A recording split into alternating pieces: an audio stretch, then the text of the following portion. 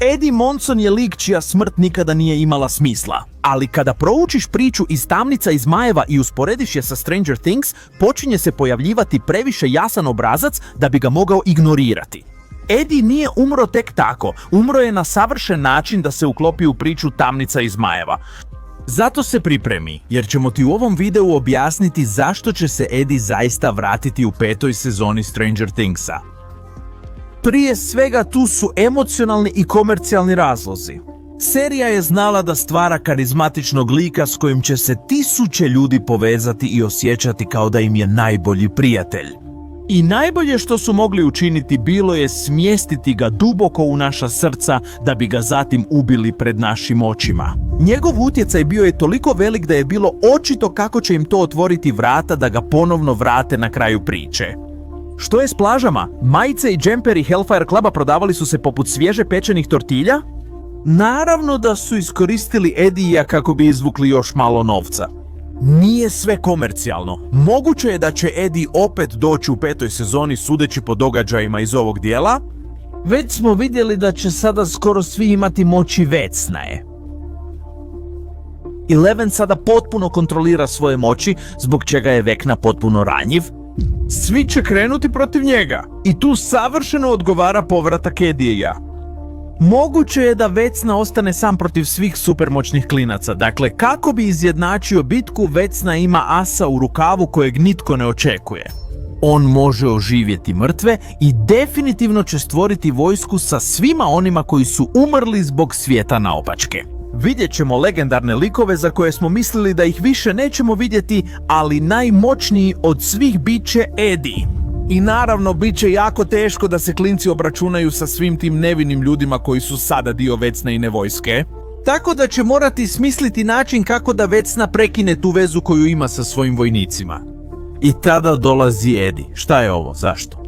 Eddie je dio najvažnije priče iz Tamnice iz Zmajeva plus za poraz Vecnaje. U Tamnicama i Zmajevima Vecnau je porazila njegova vlastita desna ruka, Cass. I kada analiziraš priču o Cassu, shvatiš koliko je slična Eddievoj priči u Stranger Things.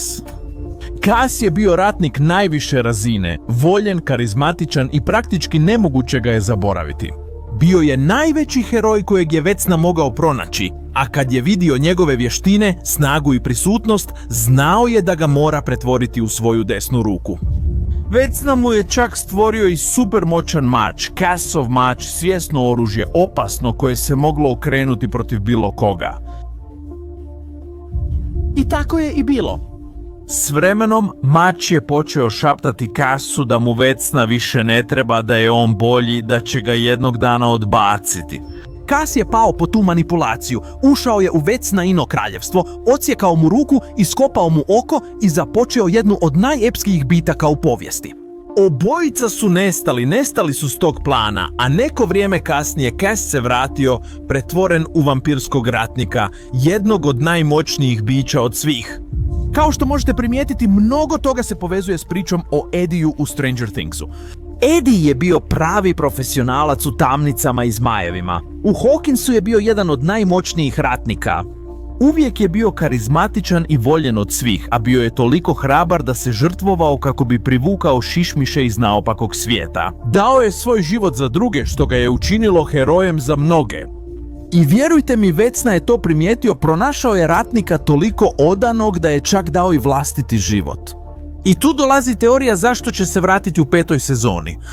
Eddie se zaista vraća, ali kao mračni šampion Vecne. Da bismo to razumjeli, moramo početi od njegove smrti.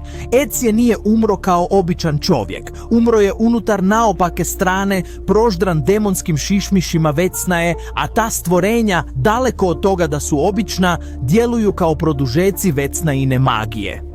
Oni su duše bačene kao živi projektili u Tamnicama i Zmajevima. Tako Vecna obilježava bića koja kasnije oživljava. Vecna može ponovno sastaviti tijela, iskvariti ih i pretvoriti ih u svoje vojnike. Zato Eddie nije bio rastrgan na komade, bio je obrađen.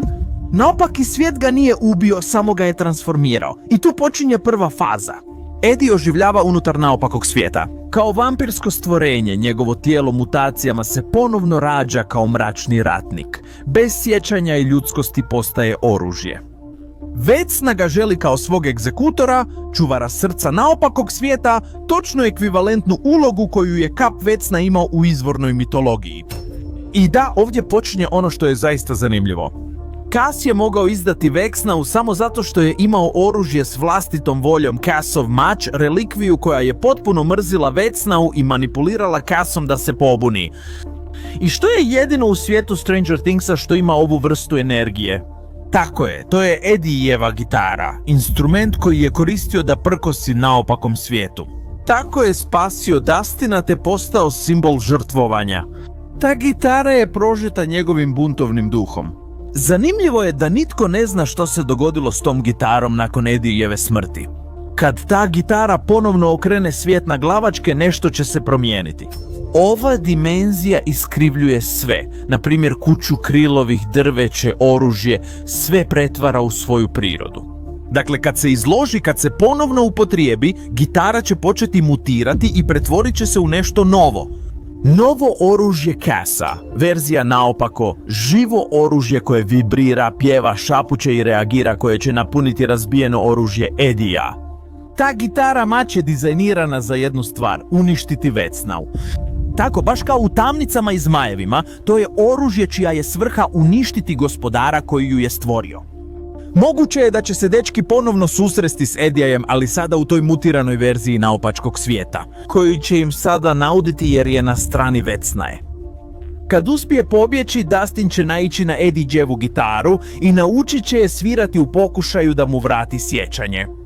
U posljednjoj bitci Dustin će otići po Edijevu trzalicu koju je dao Edijevom ujaku i svirat će gitaru u naopakom svijetu, što će pomoći Ediju da ponovno stekne vlastitu svijest. Dakle, kada grupa pokuša upotrijebiti oružje da pronađe Edija, oružje će početi vibrirati. Dustin je drži i osjeća da nešto u njoj pulsira dok svira solo. Kada se Edi približi iskvaren bez ljudskosti, gitara će ga prepoznati. Vibracija prekida mentalni trans. A kada je u Edijevim rukama i vrati mu sjećanja, gitara se pretvara u izopačenu verziju, postajući gitara mač. Korupcija se napokon prekida, Edi se budi i tada nastaje proročanstvo.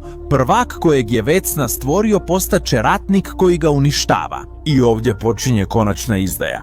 Edi odsjeće Vecnai ruku, točno onu ruku kojom kontrolira umove. Zatim mu zabija mač u oko ponavljajući veliki mit iz Tamnica i Zmajeva. Vecna je potpuno izbezumljen, pokušava ga pokoriti, ali već je kasno.